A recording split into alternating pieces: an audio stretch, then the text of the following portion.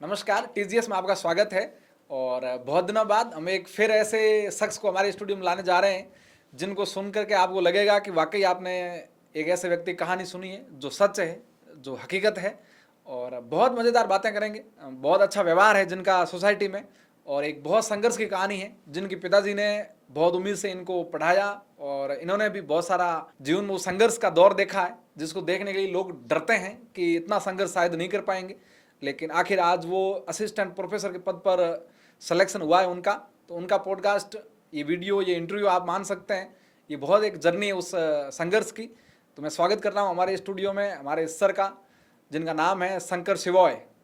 Sir, स्वागत है आपका। Thank you sir. तो सर, सबसे पहले तो आपसे शुरुआत यहीं से करते हैं कि असिस्टेंट प्रोफेसर बनने के लिए किन बातों का ध्यान रखना चाहिए और क्या प्रोसेस है इसके अंदर? जी, असिस्टेंट प्रोफेसर बनने के लिए जैसे कोई नया स्टूडेंट है जो अभी तैयारी कर रहा है या शुरुआत कर रहा है, तो आपको एमए तो चाहिए जिस भी सब्जेक्ट में आप करोगे। जैसे मैंने पॉलिटिकल साइंस में किया, बहुत से लोग जियोग्राफी में, हिस्ट्री में और बहुत सारे सब्जेक्ट है जिनमें करते हैं। तो जहाँ तक असिस्टेंट प्रोफेसर बनने की बात है तो सबसे पहले जो एमए करना, बीए तो आप करते ही हो, उसके बाद पोस्ट ग्रेजुएशन में आपको जो भी सब्जेक्ट्स आप करते हो, जैसे मैंने पॉलिटिकल साइंस से किया, बहुत से लोग हिस्ट्री से, जियोग्राफी से करते हैं, उसमें जब आपने कर लिया तो एमए आपका हो जाएगा। उसके बाद आपको नेट या सेट, सेट का मतलब होता है स्टेट एलिजिबिलिटी टेस्ट और नेट का मतलब नेशनल एलिजिबिलिटी टेस्ट। ये टीचर बनने के लिए, यूनिवर्सिटी में टीचर बनने के लिए जरूरी होता है। नेट या सेट दोनों में से आपके पास एक होना चाहिए। मेरे पास नेट भी था और सेट भी था। इसके अलावा अगर आप पीएचडी करते हो, नेट करने नेट और सेट दोनों करने का क्या फायदा है? कोई अलग अंक मिलते हैं या नहीं? नेट हर साल होता है, हर साल 2 बार होता है। वो एनटीए करवाता है, national testing agency, central government करवाती है।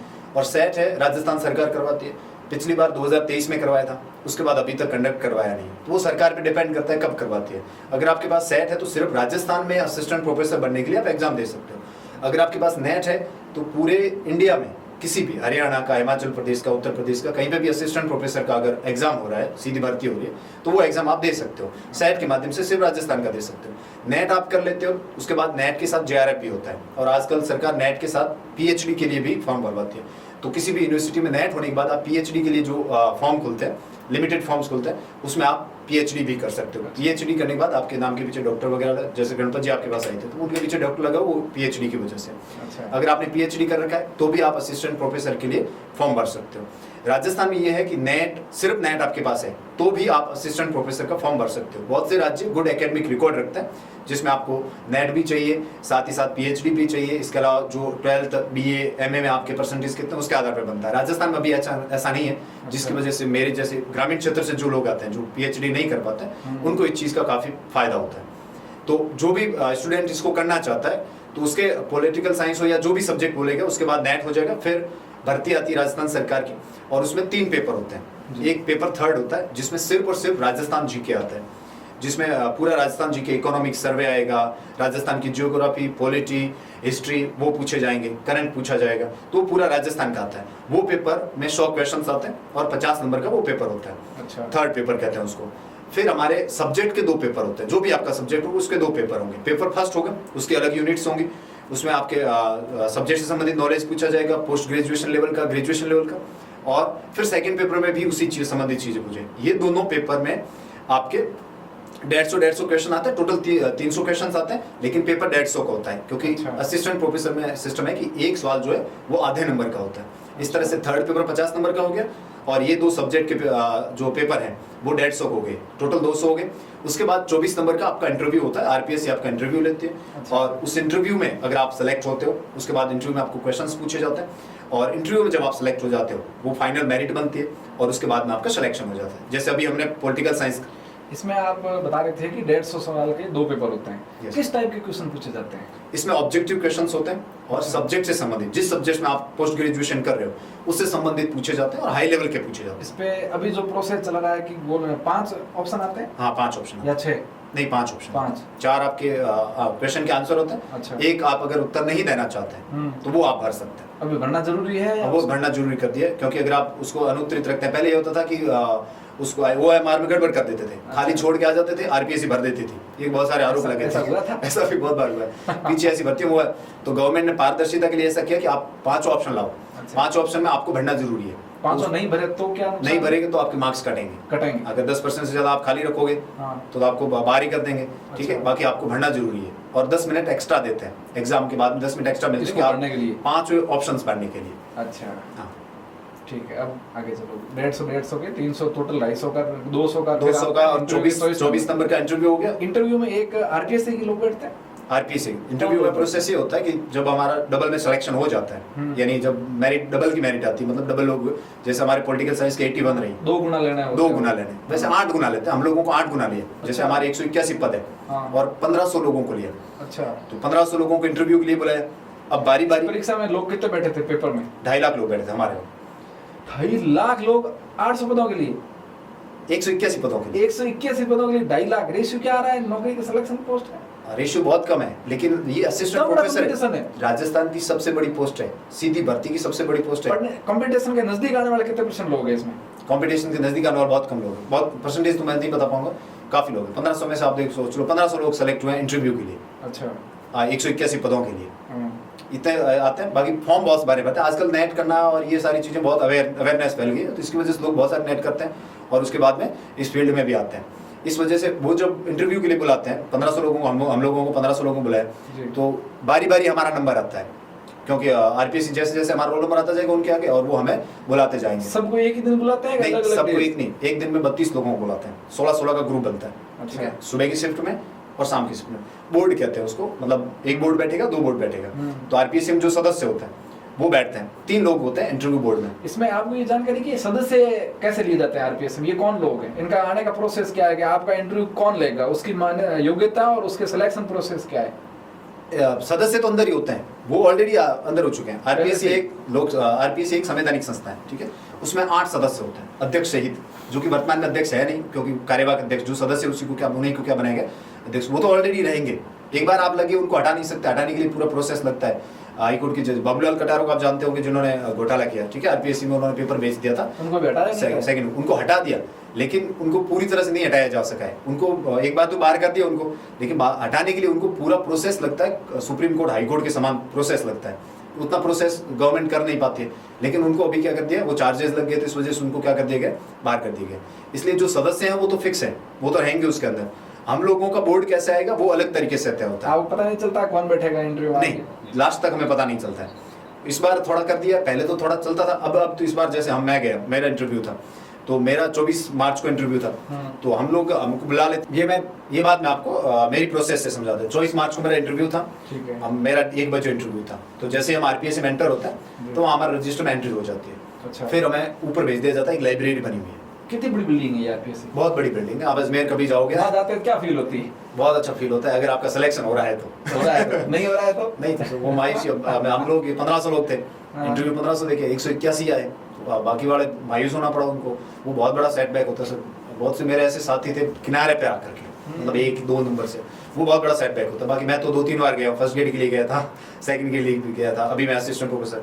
मैं तो यही सोच रहा था कि प्रभु ये पार लगा तो उसके बाद अपने को आरपीएससी नहीं जाना पड़े, बाकी आगे नहीं करना। असिस्टेंट प्रोफेसर ये सबसे बड़ी भर्ती है। अच्छा। तो जैसे हम जाते हैं, ऊपर लाइब्रेरी बनी हुई है, उस लाइब्रेरी में हमको बैठाते हैं, फिर हमको सामने टोकन रखे होता है।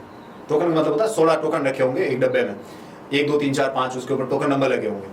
हमको कहेंगे कि आप रैंडमली उठाइए, कोई भी एक टोकन उठाइए, जो टोकन नंबर आप उठाओगे उसमें आपका बोर्ड आएगा।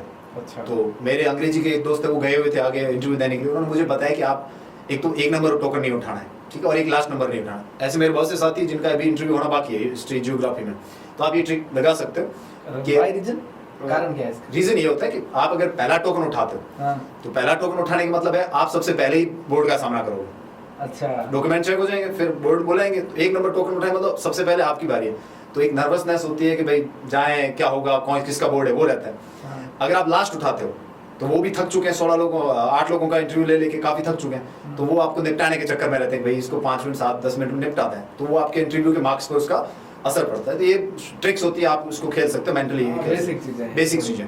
तो अगर आप जैसे 3 नंबर उठा लिया, 4 नंबर उठा लिया, तो 2-2 का सेट में आपको बोर्ड के आगे बैठाते हैं, ऐसा बड़ा रूम बना होता है, उस बड़े रूम के आगे ले जाके आपको कुर्सी पे बैठा देंगे, एक कर्मचारी उनका बैठा रहता है सामने, तो बैठ जाते हैं वहाँ। 1 नंबर आप गए तो आप पहले ही आप जाने वाले हो, आपको पता ही नहीं बोर्ड कौन सा है, हो सकता है उसे। 2 नंबर आप बैठे हो तो वो आगे वाला आधा घंटा वहाँ अंदर उसका इंटरव्यू चल रहा है, तो आप एक मेंटली प्रिपेयर हो जाते हो, आप सोचने भी लग जाते हो, हड़बड़ाहट है तो वो थोड़ी कम हो जाती है, उसका आपको काफी महसूस होती है। वो तो है, इंटरव्यू है, वो उसमें जाएगा, और इंटरव्यू में काफी घबराहट होती है। कैसा महसूस हो रहा था उस समय?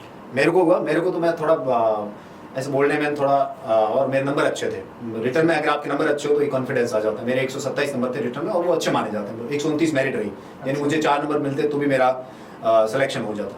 तो रिटर्न में अच्छे नंबर होता तो आपको एक कॉन्फिडेंस भी आ जाता है, आपके साथी भी होते हैं कितने नंबर 127 है, वो तो सर आपका श्योर है, वो एक था ना, वो चीज़ आपको काफ़ी आसपास से पॉजिटिव देती है। हाँ, और एक आपके 105 नंबर हो तो लोग थोड़ा सा नेगेटिव आ जाए तो आपके दिमाग में भी आता है यार कैसा जाएगा। तो वो वाली बात थी। तो जैसे हम वहाँ बाहर बिठा देते हैं, फिर अंदर एंटर होता है, जो आगे वाला कैंडिडेट आ जाएगा वो आपको थोड़ा सा दे देता है कि बोर्ड किसका है, वो बता दिए, एक हिंट वहाँ मिल गया, फिर आपको पता चल जाता है कि कौन है। तो मैं गया, मेरे को बिठाया, मेरे को अंदर बताया मंजू शर्मा मैम का बोर्ड है, जो कि कुमार विश्वास जो है आप जानते होंगे, कवि है, उनकी पत्नी, अच्छा, वो उनकी वाइफ है, तो उनका बोर्ड था। तो नॉर्मली एक धारणा बनी हुई है कि मंजू शर्मा मैम हो गई, संगीता आर्य मैम है एक हमारे आरपीएससी में, ठीक है, वो थोड़े शॉप्ड हैं मतलब मार्क्स के मामले में। अच्छा। ऐसा माना जाता है, कितना सच है कितना झूठ अभी तक मार्क्स बाहर आए नहीं है, ठीक है, अच्छा। तो कह नहीं सकते। अयूब खान है, केसरी सिंह राठौर साहब है, उनके बारे में यह है कि वो थोड़े टाइट हैं और ज़्यादा घुमाते भी हैं, क्वेश्चंस भी ज़्यादा पूछते हैं, आपको परेशान भी ज़्यादा करते हैं, ऐसा धारणा बनी हुई है। मेरा बोर्ड उनके बोर्ड से सामना नहीं हुआ।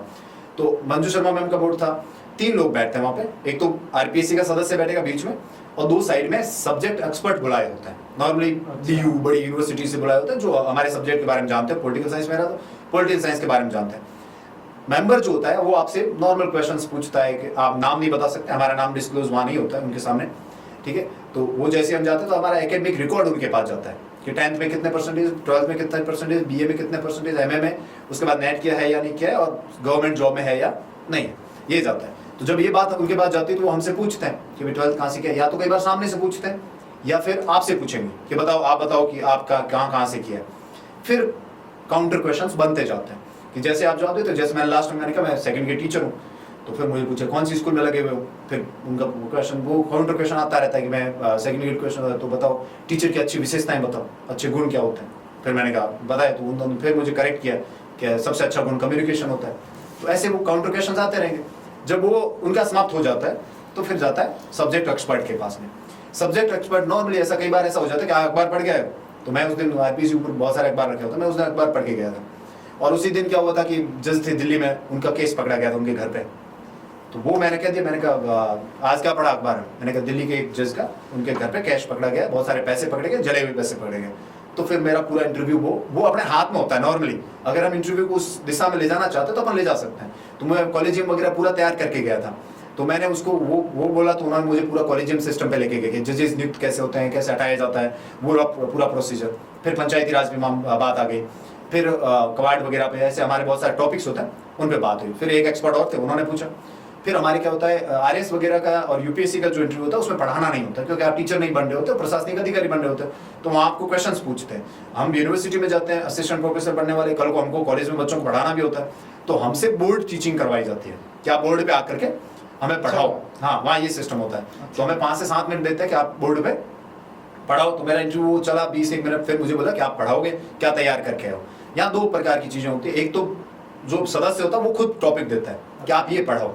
ये मामला होता है केसरी सिंह जी अगर आपका सामना हो रहा है, अयूब खान जी से हो रहा है, किसी मीना जी से हो रहा है, ये नॉर्मली टॉपिक आपको देते हैं सामने से, ठीक है। और जरूरी नहीं मंजू शर्मा मैम भी आपको हो सकता है टॉपिक दे दे, वो आपके लक पे डिपेंड करता है कि क्या होने वाला है, वो इंटरव्यू आपके अंदर क्या होने वाला है वो आपके ऊपर। अब वो कहेंगे बोर्ड पे जाके पढ़ो, मेरे को बोला कि मैंने पढ़ा दिया जो मेरा टॉपिक था, एंड ऑफ हिस्ट्री करके हमारा एक टॉपिक होता है फ्रांसिस फुकुयामा का, वो हमने अच्छे से पढ़ा है। मेरे को बोला ठीक है आ जाओ बैठ जाओ, और फिर मेरे को वहाँ से कहा ठीक है आपका इंटरव्यू हो गया, आप जा सकते हो। तो पूरे इंटरव्यू मैंने एक बार सॉरी बोला था, तो मुझे था कि भाई ठीक है मेरा इंटरव्यू, मुझे ऐसा विश्वास था कि अच्छा सॉरी बोलना पड़ता है अब अगर आपको मिस्टेक होती है आंसर नहीं आता है, मतलब जैसे आपने पूछ लिया मुझे कि भाई ये बताओ ये कौन है, तो मुझे पूछा कि भाई आप बताओ पश्चिमी राजस्थान से एक व्यक्ति आते हैं जिन्होंने पंचायती राज व्यवस्था को लागू करने के लिए रिकमेंडेशन दी थी, उनका नाम बताओ। अब वो मेरे दिमाग से पूरा स्किप हो गया। तो उन्होंने कहा उनके बेटे एक वकील हैं, कांग्रेस के बहुत बड़े नेता है, वो एलएम सिंघवी की बात कर रहे थे, अभिषेक मनु सिंघवी उनके बेटे। तो वो मेरे दिमाग में आया नहीं, क्योंकि उस वक्त बहुत सारी चीजें हम याद करके जाते कई बार नहीं आता, तो वो उन्होंने सोचा ट्राई करते हैं इस बंदे पे, झूठ बोलेगा कि नहीं बोलेगा। तो 2 बार पूछा, मैंने कहा सॉरी सर मुझे याद नहीं आ रहा। तो फिर मतलब झूठ बोलना ठीक नहीं है, इससे बढ़िया नहीं आ रहा था, नहीं आ रहा, मना कर, तो बल्फ नहीं करना। बल्फ किया मतलब झूठ बोला आपने, तो पकड़ लेते हैं। और वो कई सालों से पढ़ा रहे, वो यूनिवर्सिटी टीचर से, उनको पता है कि इसकी क्या औकात है या कहाँ से है, कितना गहरा है पानी, कितना इसका पानी है, तो वो उसको जानते हैं, इसलिए अपने को वहाँ झूठ नहीं बोलना है। नॉर्मली अगर आंसर नहीं आता तो हम उसको सॉरी कह सकते हैं। तो मैंने सॉरी बोल दिया, वो एक ही क्वेश्चन था मेरा, सॉरी बोला। तो मुझे ऐसा लगा कि मेरा इंटरव्यू अच्छा गया। अच्छा। तो मैं खुशी खुशी बाहर आ गया वहाँ से।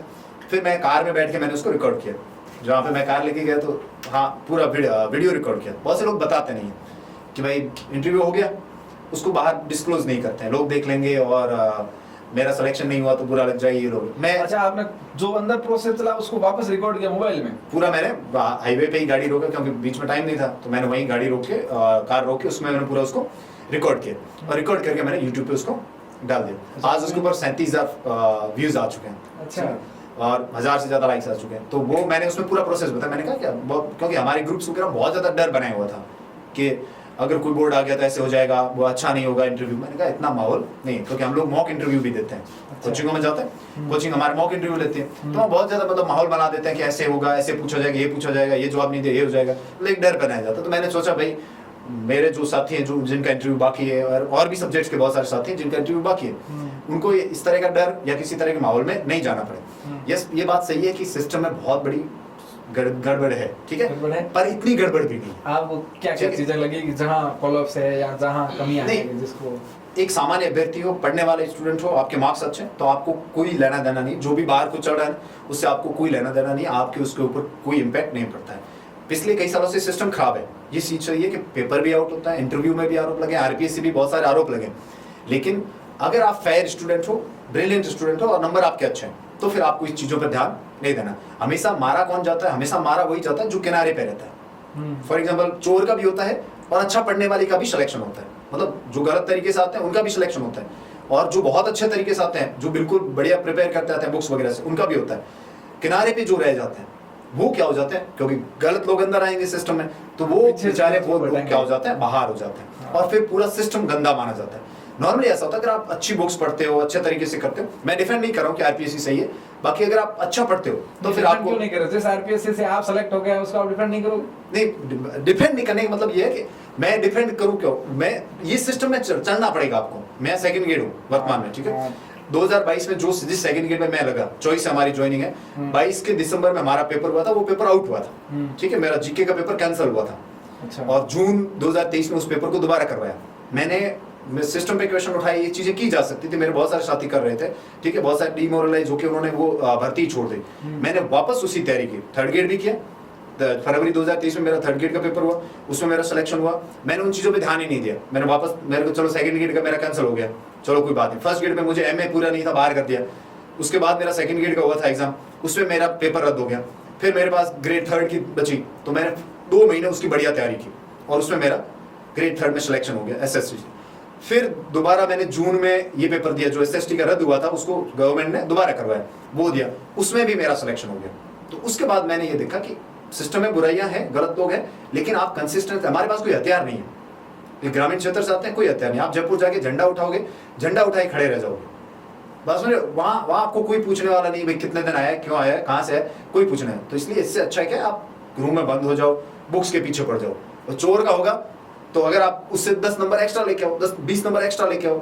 मेरे जैसे परिवार से आने वाले, मेरे जैसे बैकग्राउंड से आने वाले बंदे के पास में कोई ऑप्शन नहीं है कि वो इस तरह से राजनीति कर। हाँ, आपके लिए बहुत सारे लोग लड़ रहे हैं, ऐसा नहीं, बहुत सारे लोग लड़ते हैं आपके लिए, आप उनको मोरल सपोर्ट दे सकते हो या उनके लिए बात कर सकते हो। बाकी आप खुद लड़ने जाओगे पीछे रह जाओगे, क्योंकि आपके पेरेंट्स के पास इतना बैकअप नहीं है। पेरेंट्स उस बैकग्राउंड से नहीं आते कि आपको 5 भर्ती और निकलवाए, इसलिए एक भर्ती मिलती है आपको, उसको अच्छे तरीके से, बढ़िया तरीके से पढ़ करके उसके ऊपर काम करो। बाकी चीजों पे मिनिमम ध्यान दो, और जितना आप सोशल मीडिया पे कम ध्यान दोगे तो वो भर्ती का डिस्टर्बेंस कम आएगा। बाकी जितने बड़े लोग हैं उनकी बड़ी पहुंच है, अपनी पहुंच वहां तक नहीं है, तो आप सिर्फ और सिर्फ बुक्स ही एकमात्र सहारा, जहां तक मैंने देखा, मेरा एक्सपीरियंस कहता है बुक्स ही एकमात्र सहारा जिससे आप इन चीजों को रिटेलिएट कर सकते हो या इन चीजों को काउंटर कर सकते हो। अगर आप राजनीति करने जाओगे तो फिर वहाँ उस भंवर में फंस जाओगे। आप कह रहे हो कि जो पढ़ते हैं उनका हो जाता है, ज्यादा अच्छा पढ़ते हैं टॉपर का, लेकिन एक कौन सी भर्ती थी जिसमें टॉपर ही पकड़ा गया गलत तरीके से? वो कौन सी? पूरी भर्ती एसआई का भर्ती, एसआई की भर्ती है ना, जो टॉपर था स्टूडेंट वो चोर था, मतलब वो पढ़ के नहीं आया था, ठीक है, वो गलत तरीके से उनका इंटरव्यूज बहुत वायरल हो रहे थे। हाँ, उसने, हाँ, वो भी वायरल। मैं गलत है, सिस्टम गलत है, वो बात है, लेकिन आप क्या फील होता है आपको? अंदाजा है कि कोई लड़का तैयार करता है या प्रथम आता है, उसके पूरे राजस्थान में वाहवाही हुई, सब लोगों ने उसको मालाएं पहनाई, साफे पहनाए, फिर अब जहाँ से पता चला गया तो गलत तरीके से आया है, इसको सस्पेंड कर दिया, निलंबित कर दिया, उस भर्ती से हटा दिया, ये जो आम आदमी बैठा है, जो गरीब से गरीब बच्चा या जिसके पास ज्यादा सुविधाएं नहीं है, छोटे से रूम में बंद बैठा है, उसके लिए तो बहुत बड़ी डिमोरलाइज स्टोरी है। मतलब वो जब देखता है कि यार टॉपर भी ऐसा हो सकता है या पूरी भर्ती के साथ ऐसा हो सकता है, तो वो होता है। लेकिन हमारे पास ऑप्शन नहीं है। ऑप्शन बताओ मुझे, आप एक ऑप्शन बताओ कि इस तरीके से आप आ सकते हो। और गलत आदमी है ना, वो कहीं भी जाएगा, एक दिन वो पकड़ा जाएगा, ये एक फैक्ट है। आप गलत तरीके से नौकरी ले लोगे, हनुमान राम जी एसडीएम साहब को देख लो, ठीक है। एसडीएम साहब सर क्या हुआ है, आपको क्या लगता है? एसडीएम साहब ब्रिलियंट स्टूडेंट थे, अच्छा। लेकिन वो सिस्टम की वजह से फंस गए। कौन से सिस्टम? कि भाई आप पास हो चुके हो, आपके पास वैसी जॉब है, तो आप कुछ पैसे देते हैं आपको, और आप क्या करो, हमारा एग्जाम दे दो। तो एसडीएम साहब ने लूप होल देखा। उस वक्त बहुत ज्यादा गंदगी थी, 21-22 उसके आसपास थे ना, वो एसआई की भर्ती, आरएस की भर्ती, उस वक्त बहुत ज्यादा सिस्टम खराब था। तो उन्होंने मौका देखा कि पैसे मिल रहे हैं, तो अपन क्या दे देता है, किसी और की जगह एग्जाम दे देते हैं, उसका हो जाएगा। लेकिन बाद में जब परतें खुलनी शुरू हुई, एक एक करके डॉट मिलने शुरू हुए, क्योंकि बड़े बड़े जो लोग पकड़े गए, तो डॉट खुलने शुरू हुए, तो सबका भी नाम खुलने लगा। तो एक दिन तो आप पकड़े जाना है, और रोज डर के नौकरी करना है। अब बहुत सारे लोग ऐसे में इंटरव्यू में पैसे देके भी पास होते हैं, लेकिन क्या वो मेरी तरह आके बैठ के बोल सकते हैं? नहीं बोल सकते, ठीक है। और भी बहुत सारे लोग देते हैं। आपके पास कभी ऑफर आया कि ऑन सीट किसी का एग्जाम दे दो आप? नहीं, मेरे पास ऐसा नहीं। और कभी नहीं है। मैं थोड़ा सोशल मीडिया वगैरह, मैं इतना कॉल वगैरह पे रहता नहीं। दूसरी अच्छा। बात है, मुझे बहुत से लोग, मतलब जब इंटरव्यू हमारा हो गया, तो बहुत से लोगों ने बोला कि भाई अप्रोच लगा लो, ये लगा लो, ठीक है। मैं एक चीज पे चलता हूँ। प्रयास किया? नहीं, मैंने नहीं किया। बाड़मेर से एक ऐसी घटना भी आई थी कि आरपीएस में इंटरव्यू के लिए आरएस का था शायद, उनके लिए पैसे दिए, फिर पैसे पकड़े भी गए, पैसे देने का प्रयास किया। ऐसा होता है क्या? आरपीएस से इंटरव्यू के लिए पैसे लेती है? बहुत सारे ऐसे हैं, मेरे बहुत से ऐसे साथी हैं। अब मैं ज्यादा नहीं कहूंगा कि मैं गवर्नमेंट टीचर हो तो गवर्नमेंट टीचर में ज्यादा नहीं कहूंगा, पर सिस्टम में सब कुछ चलता है। अगर कोई बात मीडिया में कहीं पे आ रही है ना, उसका कोई ना कोई सोर्स है। बगैर सोर्स के तो कोई चीज आती नहीं है, चाहे वो पैसे लेने की बात हो या किसी और चीज की बात हो। आ रही है, उसका अगर उद्भव कहीं से हुआ तो वो बात है। और बाकी इन चीजों को ज्यादा खींचने से अपने को ज्यादा फायदा भी नहीं, ठीक है। क्योंकि जो सिस्टम में करेगा वो एक दिन पकड़ा जाएगा। तो आरपीएस में अभी काफी सुधार हुए, और मेरा ये मानना है कि अगर आप तैयारी कर रहे हो तो आपको एक विश्वास करना पड़ेगा, भले कुछ भी हो, ठीक है। आपको एक बैठ कर विश्वास करना पड़ेगा। नहीं तो फिर यहाँ परीक्षा इस चीज की नहीं है कि आप कितनी तैयारी कर रहे हो, कितनी किताबें पढ़ रहे हो। परीक्षा इस चीज की आप ट्रस्ट कितना करते हो, धैर्य कितना है, पैसेंस कितना है, कितना बैठ सकते हो, एक भर्ती का कितना वेट कर सकते हो। अब हमारी ये भर्ती है ना असिस्टेंट प्रोफेसर की, इसके पेपर हमारे, इसकी भर्ती 2023 की है, इसका नाम असिस्टेंट प्रोफेसर भर्ती 2023 है। आज हम 2025 में बैठे हैं, अभी तक मेरे को ज्वाइनिंग नहीं मिली। तो आप सोच, अभी तक नहीं मिली। अभी मेरा रिजल्ट आया है, ठीक है, 22 रैंक के साथ मेरा पॉलिटिकल साइंस हुआ। तो अब हमको जुलाई में जाके अगर युद्ध वगैरह नहीं हुआ, किस्मत अच्छी रही, तब जाके हमको क्या मिलेगी, ज्वाइनिंग मिलेगी। अब आप सोचो, ये 2.5 साल हो गए, ठीक है। आरएस वगैरह असिस्टेंट प्रोफेसर बड़ी भर्तियां, इसमें आपको 2 से 2.5 साल मान के चलना है। तो आपको वो रिसोर्सेज, वो रसद तैयार करके बैठना है कि भाई हाँ, इतने हथियार तैयार करके बैठो कि 2 से 2.5 साल बैठ पाए, ठीक है। बाकी किसी नॉर्मल भर्ती में भी जाओगे ना, फर्स्ट ग्रेड, सेकंड ग्रेड या पटवार हो गया, ठीक है, ऐसा ही वगैरह, उसमें 1 से 1.5 साल 2 साल आप मान के चलो। तो फिर मेंटली प्रिपेयर होना पड़ेगा। हर चीज पे आप जाके देखोगे ना, अखबार पे, सोशल मीडिया पे कोई भी बोल रहा है ये आउट हो गया, वो आउट हो गया, इस पे आप करोगे तो कभी पढ़ ही नहीं पाओगे, बैठ ही नहीं पाओगे। बहुत पैशन चाहिए, बहुत धैर्य चाहिए, और बुक्स पे बैठना सबसे मुश्किल काम होता है। दुनिया में ऐसे बोलते हैं कि भाई पढ़ना सबसे आसान काम है, रूम में बैठो, आपको बुक्स मिल जाती, बैठ जाओ। नहीं, अगर आप कंपटीशन की तैयारी कर रहे हो तो एक पढ़ना अलग चीज है, और कंपटीशन के पढ़ना रात दिन का फर्क होता है। कंपटीशन पढ़ने के लिए पहली बात आपको बहुत ज्यादा डाटा जो होता है वो दिमाग में भर के रखना पड़ता है, और उसको बार बार मल्टीपल टाइम रिवीजन कर, दिमाग बॉम्ब बन जाता है, ठीक है, फटने जैसी स्थिति में आ जाता है। फिर उसको लेके बैठे रहो, फिर एग्जाम दे के आओ। वो दिन अच्छा जाना चाहिए आपके, वो 2-2.5 घंटे जो एग्जाम होता है वो दिन भी आपका भगवान की कृपा से, माता पिता की दुआ से वो दिन अच्छा जाना चाहिए। अगर वो दिन आपका खराब है, आपने 12 महीने पूरी बढ़िया मेहनत की, ठीक है, मैंने ऐसे बहुत सारे मेरे साथी देखे हैं जो 100% पूरी मेहनत करते हैं, मेरे से ज्यादा पढ़ते हैं, ठीक है, लेकिन जब वो पेपर देने जाते हैं वहां गड़बड़ करके आ जाते हैं। वो 2-2.5 घंटे बहुत क्रूशियल होता है, बहुत इंपॉर्टेंट होता है। इसलिए आप जितना प्रिपेयर करते हो उसके साथ ये भी प्रिपेयर करो कि 2 से 2.5 घंटे जब आप बैठोगे, उस 2 से 2.5 घंटों के दौरान आपको सबसे बेस्ट निकालना है। वो जो वहां जो जीत जाता है वो गाड़ी इसमें कई वीडियोस ऐसे भी आते हैं कि विद्यार्थी परीक्षा देने जा रहे हैं, गेट तक तो बंद हो जाता है, फिर वो वीडियो में, मीडिया में चल रहा है कि हम तो बहुत तैयारी करी, इतने साल खपा दिए, आज नहीं, शायद कुछ सेकंडों से चूक जाते हैं लोग। हाँ, वो के लिए आप क्या मैसेज? एथिकली गलत है, मतलब एथिकली मतलब अगर हम देखें, नैतिक रूप से देखें, वो चीज गलत है कि एक बंदा 5 मिनट लेट हो गया, व्हाटएवर रीजन कुछ भी हो सकता है, लेट हो गया, उसको अलाउ करना चाहिए। लेकिन जो अंदर बैठा है, जिसको प्रभार दिया गया है कि ये सेंटर आपका है, आप इस सेंटर फॉर एग्जाम्पल मेरे को दे दिया, तो ये सेंटर आप संभालोगे, यहाँ 1 सेकंड भी लेट नहीं होना चाहिए, ठीक है। कोई लेट आए उसको आप अंदर नहीं बढ़ो। जब से ये सिस्टम खराब सिस्टम हो, जो पेपर वगैरह पर, उसके बाद जिसकी ड्यूटी दी जाती है वो आदमी डरता है, क्योंकि वो लपेटे में आ जाएगा। किसी और का कुछ किया, वो उसमें सेंटर पूरे में वो जिम्मेदार माना जाएगा, उसकी नौकरी चली जाएगी। वो अपनी नौकरी बचाने के लिए क्या कर रहा है, जो लेट आया है उसको क्या कर रहा है, बाहर कर रहा है। बाकी गलत है, वो रो रहे हैं, वो सबको दिख रहा है, उसको भी दिख रहा है, और हो सकता है वो भी विचार कर रहा हो यार इन लोगों में अंदर लूं, लेकिन वो बाध्य है, क्यों नहीं ले सकता, क्योंकि उसको बाध्य कि मेरी कहीं अगर कुछ भी हो गया उस सेंटर पे उस आदमी को एंटर करवाने से, या किसी मीडिया वाले ने भी बाहर खड़े कुछ बना दिया कि भी इसको 10 बजे के बाद एंटर कर रहे हैं, तो फिर उसके प्रॉब्लम हो जाएगी, उसकी नौकरी, वो उस वजह से वो क्या हो रहा है, डर रहा है। बाकी आपसे जो भी साथी तैयारी करते हैं, आप एक दिन पहले जाओ, मैं जब भी एग्जाम देने गया एक दिन पहले जाओ, ठीक है, 1 घंटा 2 घंटा पहले चले जाओ, वहीं पढ़ लो, वहीं सामने बैठ के पढ़ लो, ताकि कम से कम अंदर भाग के तो अंदर जा सको। ये युद्ध की तरह है, आपने कभी दिया नहीं है ठीक है, हम तो ये युद्ध लड़ रहे हैं 2018 से लड़ रहे हैं, ठीक है। और कितनी परीक्षाएं दी आपने? मैंने कम से कम 10 परीक्षाएं दी। मैं टीचिंग वाली परीक्षा दी। सिलेक्शन कितने हुए हैं 10 में से? मेरे 5 सिलेक्शन हुए सर। कौन कौन सा हुआ? मैं ग्रेड 3 का दिया, मैंने 2000। आपने सारी टीचिंग की दी है? मैंने टीचिंग दिया और एक आरएस मेंस का दिया, आरएस मेंस लिखा था, वो भी ऐसे मैंने मेंस लिखा आपने? हाँ मेंस अभी पीछे लिखा है ये जुलाई। बाड़मेर में बहुत सारे लोगों ने मेंस लिखा है, यहाँ गणपत जी ने लिखा है, प्रेम जी ने लिखा है, तो जिन्होंने लिखा वही ऊपर, मतलब असिस्टेंट तक वही जा रहे हैं एक तो और नाम है जिन्होंने आरएस का मेंस लिखा है, लेकिन फिर दोबारा नहीं तैयारी करी? नहीं, वो मेरे को जाना नहीं था, जाना नहीं था। मुझे टीचर ही बनना था शुरुआत से। मैंने ग्रेड 2 का 2018 में दिया, उसमें मैं एक डेढ़ नंबर से रह गया। उसमें भी मैंने गलती की, ये कि मेरा डबल में सिलेक्शन हुआ, मैं हवा में उड़ना शुरू हो गया, मेरे को लगा भाई अपना सिलेक्शन हो गया, पढ़ाई वढ़ाई खत्म, एक तरफ साइड। वो होता है जब आप नए नए होते हो तो ऐसा होता है, और मैं मेरे जो दोस्त तैयारी कर रहे हैं, कभी भी डबल सिलेक्शन होने पे आपको ज्यादा नहीं होना चाहिए, जब तक आपका फाइनल स्टाम्प नहीं लग जाता तब तक ठीक ठाक, मतलब एक बार खुशी मना लेनी चाहिए, दोस्तों के साथ शेयर करना। होता क्या है कि आपका डबल में हुआ, सोसाइटी आपको 3 गुना ऊंचा फेंक देगी, उनको तो क्या है कि हाँ इसका हो गया ऊपर चढ़ा देगी, लेकिन फाइनल में नहीं हुआ तो वही डिमोरलाइज करेंगे आपको आके, हो था मतलब वो वाली बात आ जाती है। थोड़ा बताओ मारवाड़ी कहीं कहीं लोग मतलब हो था डबल में कूदे हो तो मतलब वो वाली बात हो गई। हाँ तो फिर उसमें क्या बेचारे के प्रॉब्लम होती है।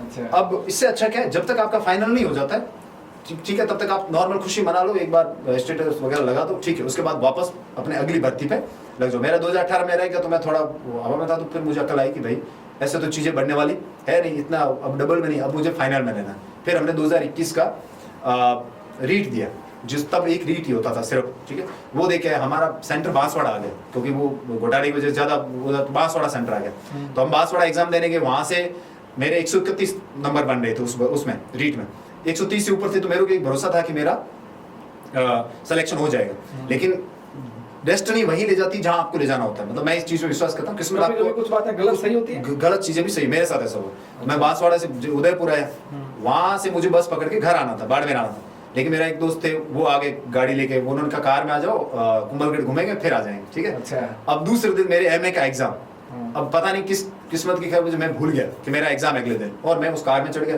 वहाँ 2 दिन घूमे, तीसरे दिन जब वापस आया, घर आया, तब मुझे पता चला मेरा एमए का एग्जाम चला गया। तो एमए का एग्जाम चला गया, मेरे फर्स्ट ग्रेड की तैयारी कर रहा था मैं। अब मैं फर्स्ट ग्रेड में एमए पूरा नहीं हुआ मेरा, एमए पीछे रह गया। फिर मैंने डिफॉल्टर फॉर्म, मैं वीओम्यू से कर रहा था कोटा से, तो वहाँ डिफॉल्टर फॉर्म भरा जाता, मैंने डिफॉल्टर फॉर्म भरा, उसमें मेरा एग्जाम आगे खिसक गया, वहाँ पे भी नहीं हुआ। फिर मैंने एग्जाम दिया, अब मेरा 17 अक्टूबर 2022 को फर्स्ट ग्रेड का एग्जाम है, और मैं भगवान से माला फेर रहा हूँ मेरा रिजल्ट आ जाए 16 अक्टूबर की रात तक, तो मैं हो जाऊंगा फर्स्ट ग्रेड में शामिल। नहीं तो आरपीएससी का सीधा सिस्टम है कि भाई आप अगर एग्जाम दे रहे हो जिस भर्ती का, उससे पहले आपके पास योग्यता होनी जरूरी है। बहुत माला फेरी नहीं, भगवान ने नहीं सुनी, ठीक है, नहीं सुनी, नहीं सुनी। मेरा रिजल्ट आया 10 नवंबर 2022 को, यानी 12 दिन बाद। अप्रोच नहीं है पहले रिजल्ट घोषित करवाने की? नहीं है नहीं, और मैंने इतना किया नहीं, मैं पहले बताना आपको अप्रोच वाला मैं आदमी नहीं हूँ, ठीक है, हो जाए आ जाएगा नहीं तो अपना आगे करेंगे, ठीक है। अब मैंने वो किया, उसके बाद जब मैं हुआ रिजल्ट आया, हमारा डबल में हो गया, मेरे 245 नंबर थे, और मैं अगर सेलेक्ट होता मेरी 30वीं 35वीं रैंक लगती फर्स्ट ग्रेड के अंदर। हम लोग गए तो हमको पता था बाहर करेंगे, फिर हम कोर्ट गए, कोर्ट के जरिए हमने कहा सर कोरोना की वजह से हमारा एग्जाम आगे खिसक गया, इस वजह से हमें शामिल करो। तो कोर्ट ने स्टे लगा दिया, कोर्ट ने कहा कि भाई इनको शामिल करो एक बार प्रोविजनली मतलब एक बार तो इनका डॉक्यूमेंट वगैरह चेक करो, फाइनल में हम वर्डिक्ट सुनाएंगे, उसके अगर वर्डिक्ट आया तो आप ले लेना, नहीं तो मत लेना। तो आरपीएससी वाले जैसे हम जाते हैं कि कोर्ट ऑर्डर से आया, वो अलग नजर से देखते हैं आगे कोर्ट ऑर्डर, क्योंकि बाकी लोगों का डीवी पहले होता है, हमारा बाद में कोर्ट ऑर्डर जाते बाद में होता है, तो कोई सपोर्ट नहीं करते हैं। तो हम गए, मैंने डीवी भी करवा लिया, फिर लास्ट में कोर्ट ने कहा कि नहीं, जो आरपीएससी की लाइन थी वो सही है, आपकी लाइन गलत है, आप बाहर होते हो। मैं 12 लोगों में था जिनका लिफाफे में फर्स्ट ग्रेड का रिजल्ट बंद रह गया। तो मैंने सोचा चलो ठीक है, किस्मत नहीं साथ दे रही है, सेकंड ग्रेड करते हैं। फिर मैंने सेकंड ग्रेड किया, सेकंड ग्रेड लग गया, फिर ग्रेड 3 का किया, उसके बाद उसमें लग गया। फिर मैंने कहा कि मुझे किस्मत वहाँ नहीं रखना चाहती, मुझे असिस्टेंट प्रोफेसर, मैं 2020 से इसकी तैयारी कर रहा था, तो मुझे लगा कि फर्स्ट ग्रेड नहीं बनाया, उसका सबसे बड़ा रीज़न यही है कि मुझे असिस्टेंट प्रोफेसर बनना है, तो फिर मैंने उसकी तैयारी शुरू कर दी और उसका फायदा ही हुआ कि अगर मैं फर्स्ट ग्रेड बन जाता तो मुझे कहीं और स्कूल मिल जाता, ग्रेड 3 बना तो मुझे मेरे गांव के पास स्कूल मिल गया। इसलिए मैं कई बार इस चीज़ में विश्वास करता हूँ कि जहाँ पे आपको भगवान ले जाना चाहता है, अगर आप अच्छा विश्वास करते हो उस चीज़ में और अच्छी मेहनत करते हो तो भगवान आपको सही जगह लेके जाता है। तो ये जो ट्रस्ट वाली मैं बात कर रहा था कि आपको विश्वास करना पड़ेगा, ठीक है, और उसके बाद में आपको किताबों के पीछे रहना पड़ेगा। इसके आगे बढ़ते हैं तो आजकल ये बात चल रही है कि पढ़े तो पढ़े क्या। कुछ लोग कहते हैं एनसीईआरटी पढ़ लो, कुछ कहते हैं नोट्स पढ़ लो, कुछ कहते हैं कोचिंग कर लो। आखिर मेरा सवाल ये है कि बुक्स पढ़े या नोट्स पढ़े। पहली चीज़ है कि आप 12th से जहाँ से जब आप एग्जाम स्कूल पास कर लिया है, उसके बाद जब नॉर्मली हमारे साथ समस्या ये होती है कि यूनिवर्सिटीज़ में कोई पढ़ाता नहीं, जितने भी कॉलेजेस हैं वहाँ कोई पढ़ाते नहीं, बच्चे कॉलेज जाते हैं, ठीक है, मौज मस्ती करते हैं, वापस। हमने भी यही किया है, हमने भी बीए भी इसी तरह से किया, बाद में अकल आई, ठीक है। तो वो हमको आज बहुत नुकसान होता है उस चीज़ का। आज मैं 4 साल पहले असिस्टेंट प्रोफेसर बन सकता था अगर मुझे अच्छे कॉलेज मिले होते, अच्छे टीचर्स मिले होते, अच्छी बुक्स बताई होती। वो तो हम बाद में जब राह बनाते तब हमें पता चलता है। इसलिए जो भी नए मेरे साथी या जो भी कर रहे हैं, 12th आपने पास किया है, प्री मैच्योरली कोचिंग में मत घुसिए। बहुत से बच्चे ऐसा करते हैं, प्री मैच्योरली मतलब अभी 12वीं पास किया है, बीए फर्स्ट ईयर कर रहा है और किसकी तैयारी कर रहा है, सेकंड ग्रेड की तैयारी कर रहा है। अभी सेकंड ग्रेड में 3 साल बीए पढ़ा है, 2 साल का तेरे को बीएड करना है, तब जाके सेकंड ग्रेड के आप योग्य होते हो। और आप BA first year second year में क्या कर रहे हो, सेकंड ग्रेड की तैयारी कर रहे हो। प्री मैच्योरली आप अगर आप कोचिंग करते हो तो आपका दिमाग एग्जॉस्ट हो जाएगा। लास्ट तक आप जाओगे ना, जब आपकी भर्ती आएगी 5 साल बाद में, तब तक आपका दिमाग थक चुका होगा उस मटेरियल को पढ़ पढ़ के। इसलिए कोचिंग में तभी जाएं जब आपको एग्जाम से 1 साल पहले या 1.5 साल पहले, उससे ज्यादा पहले जाने पे आपको नुकसान होगा। तो आप क्या कर सकते हैं, जब आप यूनिवर्सिटी में पढ़ रहे हो, कॉलेज में पढ़ रहे हो, अच्छी बुक्स, अच्छे टीचर्स को फॉलो करो जो भले आपके कॉलेज में नहीं मिल रहे। आजकल ऑनलाइन सिस्टम है, यूट्यूब पे आप जाओ, बहुत सारे अच्छे टीचर्स पढ़ाते हैं, बहुत सारी अच्छी बुक्स आपको रिकमेंड हो जाती मिल जाती है, ऑनलाइन आपको बुक्स मिल जाती है। जब आप बीए कर रहे हो उस दौरान आप स्टैंडर्ड बुक्स पढ़ो, जो अच्छी अच्छी बुक्स आती हैं, जिस सब्जेक्ट में आप हो उनके बारे में आप रिसर्च करो, थोड़ा जानो, गूगल वगैरह पे या कहीं और पे कोई टीचर बता रहा है वहां से खोजो, फिर उन बुक्स को पढ़ो। नॉर्मली हमारा क्या होता है, हम लोग 1 वीक सीरीज से पास करने वाले लोग होते हैं, तो हमारे लोग इंटरव्यू में जाते हैं, वहाँ पूछते हैं कहाँ से आए हो, जैसे हमारा जैसा स्टैंडर्ड होता है तो 1 वीक सीरीज से पढ़ के आए हो, तो वो ऐसा पूछ लेते कि उनको पता चल जाता है कि इसका आदमी का लेवल क्या है। इसलिए 1 वीक सीरीज नहीं पढ़े। बीए कर रहे हो, एमए कर रहे हो, तब आप स्टैंडर्ड बुक्स आती हैं अलग अलग सब्जेक्ट की, वो पढ़ें। उसके बाद में जब आपका एग्जाम नजदीक आ गया, तब आपको लगता है कि मेरी थोड़ी कॉन्सेप्चुअल क्लैरिटी नहीं है, या मुझे पता नहीं कि एक ऐसे ही पढ़ना और एक कंपटीशन एग्जाम के लिए पढ़ना थोड़ा सा फर्क होता है, उसके लिए आप कोई कोचिंग ज्वाइन कर सकते हैं जिस पे आप विश्वास करते हो। वो आपने कोचिंग जब आपने ज्वाइन कर लिया तो उस कोचिंग में एक बार, ऐसा नहीं बार बार उसी प्रोडक्ट मत, don't be a product of the market, okay, market का प्रोडक्ट मत बनिए। बार बार एक में नहीं हुआ, सेकंड टाइम दूसरी कोचिंग में जा रहे हो, थर्ड टाइम तीसरी कोचिंग में जा रहे हो, इसके नोट्स पढ़ रहे हो, उसके नोट्स पढ़ रहे हो, आप एक प्रोडक्ट बन चुके, लोग आपको खरीद रहे हैं, बेच रहे हैं, खरीद रहे हैं, बेच रहे हैं, उसमें मत पढ़ो, उस जंजाल में मत पढ़ो। आप एक बार कोचिंग कर लो, आपको समझ में आ गया कि टीचर क्या बता रहा है क्या नहीं बता रहा है, ठीक है, और ऐसे टीचर से कोचिंग लो जो टीचर वास्तव में एक वैल्यूएबल चीज देता हो, वास्तव में उसका स्टैंडर्ड हो। ऐसे नहीं जो यूट्यूब पे एंटरटेनमेंट कर रहे हैं या फिर कॉमेडी वाला टीचर्स हैं, उनके पास कभी मत जाओ, क्योंकि वो आपको सिखाएंगे नहीं, उल्टा आपका दिमाग स्टैंडर्ड आपका लो कर देंगे। इस वजह से अच्छे टीचर्स जिनका लेवल हो उनसे आप वहाँ पे अच्छे तरीके से पढ़ो। एक बार ये निशान किस तरह पे, ओझा सर, राजवीर सर, कॉमेडी वॉमेडी तो आजकल उनकी ज्यादा चल रही है। राजस्थान की बात करें, राजवीर सर है जो बहुत मजे लेते हैं पढ़ाते समय। मैं पर्टिकुलर किसी का नाम नहीं लूंगा, लेकिन मेरे कहने का मतलब ये है कि वो एक बार एक पॉइंट होता है, बहुत अच्छा पढ़ाते हैं वो, बाद में वो सेलिब्रिटी बन जाते हैं। जब वो सेलिब्रिटी बन जाते हैं तो फिर वो सोशल मीडिया का यूज, उनको पता है कि अगर आप सीरियस पढ़ाते हो यूट्यूब पे या कहीं पे, no one will watch you, आपको कोई नहीं देखेगा, क्योंकि आप सीरियस पढ़ा रहे हो। सीरियस कौन सुनता है, मुझे 1 घंटे के बाद आदमी का दिमाग थक जाता है, ठीक है। अगर आप शॉर्ट में कुछ ऐसा डाल रहे हो जो मसालेदार हो तो बच्चों को पसंद आता है, लेकिन वो जनरेशन खराब हो जाए, आपका टाइम खराब हो रहा है। 4 साल आपने क्या किया, चटपटे सुन रहे थे, पढ़ाई तो उस लेवल की नहीं, और फिर आप बाहर हो गए, पेरेंट्स के पैसे खराब किए, अपना टाइम खराब किया, यूथ खराब किया। अगर आप 20 से 30 साल के बीच में हो, आपको 4-5 साल मिल रहे हैं अब तैयारी करने के, आप ये नहीं कि 30 साल तक ही खींचे जा रहे हो, बूढ़े हो रहे हो, फिर भी तैयारी किए जा रहे हो, तो उसका कोई औचित्य नहीं है। एक बार बैठो, 2 से 2.5, 3, 4 साल, ठीक है, जो भी आपका एग्जाम, चाहे आरएएस का एग्जाम है, यूपीएससी का एग्जाम है, असिस्टेंट प्रोफेसर है, सेकंड ग्रेड है, टीचिंग, जिसमें जाना चाहते हो आप, एक तय कर लो कि मुझे जाना किसमें, ठीक है, वो फिक्स कर लिया पहले, नंबर 1। नंबर 2, उसका सिलेबस क्या है, जो जिसकी तैयारी कर रहे हो उसका सिलेबस क्या है। सबसे पहला पॉइंट आपके टेबल पे होना चाहिए कि सिलेबस क्या है, उसको देखो क्या रिक्वायरमेंट है सिलेबस की। फिर उस सिलेबस के अकॉर्डिंग बुक्स कौन कौन सी लगती है, स्टैंडर्ड बुक्स, ये बाद में, टीचर वगैरह बाद में जाना है आपको, पहले इन चीजों पर उनकी बुक्स कौन सी लगती है। वो बुक्स अगर आपके पास आ गई है, फिर प्रीवियस ईयर पेपर निकाल के आओ, पहले जो एग्जाम हुए उनके पेपर निकालो, उन पेपर्स में क्या दिया हुआ है, और देखो कि आपका जो टॉपिक सिलेबस में दे रखा है उस टॉपिक में और प्रीवियस ईयर में कौन सा टॉपिक कहां से उठा रहा है। अगर उस बुक से उठा रहा है जो बुक आपके पास में, तो फिर उस बुक के नोट्स बना लो। नोट्स बना लिए, फिर लास्ट में एग्जाम नजदीक आता है, उसके शॉर्ट नोट्स बना लो। अब उसके मल्टीपल रिविजन्स लगाओ। मल्टीपल रिविजन्स का मतलब बार बार उसको क्या करो, रिवाइज करो, इतना रिवाइज करो कि वो आपके दिमाग में छपा रहे। जब पेपर गए, अरे ये उस पेज पे इतनी संख्या पे नंबर पे वो लिखा हुआ है। इतना करने के बाद में आप कोई भी भर्ती देने जाओगे तो आपको एक बेसिक पता चल जाता है। अब मैं बहुत बार ऐसा, मैं आरएस प्री दिया, मैंने बगैर पढ़े प्री दिया, ठीक है, क्योंकि मैंने सेकंड गेट दिया था, वो दिया था, तो मुझे जरूरत ही नहीं पड़ी, मुझे पता था कि वो क्या पूछने वाला है, क्योंकि इतनी बुक्स मैंने निकाल रखे थे। तो उसका मुझे क्या फायदा, प्री के लिए मुझे पढ़ने की जरूरत नहीं पड़े। इस वजह से आप अगर ऐसा कर लोगे तो एक पेपर, दो पेपर, मेरे जितने भी छात्र मेरे साथ सेलेक्ट हुए हैं उनमें से हमसे ज्यादातर लोग फर्स्ट ग्रेड सेकंड ग्रेड है ऑलरेडी और वो असिस्टेंट प्रोफेसर बन गए। उसका रीजन क्या है, क्योंकि उनको वो मंत्र समझ में आ गया कि क्वेश्चन पेपर में पेपर सेटर किस तरीके से क्वेश्चन पूछ रहा है। उसके लिए आपको बहुत सारी बुक्स पढ़नी पड़ेगी, तब जाके वो आपको मंत्र क्या आ जाएगा, समझ में आ जाएगा। इसलिए आपको प्री मैच्योरली कोचिंग करने की जरूरत नहीं है। प्री मैच्योरली कोचिंग के बजाय आप अच्छी बुक्स पढ़ो, स्टैंडर्ड बुक्स पढ़ो, और यूनिवर्सिटी में आपके अच्छे टीचर्स हैं तो उन टीचर से पढ़ो, और उसके बाद में आप अच्छा कंपटीशन दो, और गाइड में जो नए लोग सेलेक्ट हुए हैं उनके गाइड में रहकर आप तैयारी कर सकते हो। बाकी आपकी इच्छा है, आप अगर यूथ खराब करना चाहते हो, एंटरटेनमेंट करने वाले टीचर से पढ़ना चाहते हो, इट्स अप टू यू, वो आपके ऊपर है, क्योंकि टाइम खराब करना है, यूथ खराब करनी है, वो आप कर सकते हो। आप किसी कोचिंग में पढ़ाते हैं? मैं अभी नहीं पढ़ा, तो मैं गया था, ठीक है, लेकिन मैं उनके फ्रेम में फिट नहीं बैठता हूँ। कैसे?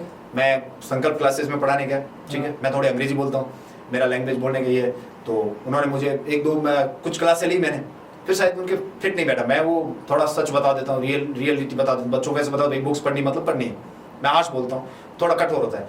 और कोचिंग्स का सिस्टम होता है कि आप सच मत बोलिए, कि सवाल वहाँ से आते हैं जहाँ से हम पढ़ाते हैं, सवाल वहाँ से नहीं आता है, बुक से नहीं आता, सवाल वहाँ से आता है, हमारी कोचिंग से आता है, तो वो बोलना पड़ता है आपको।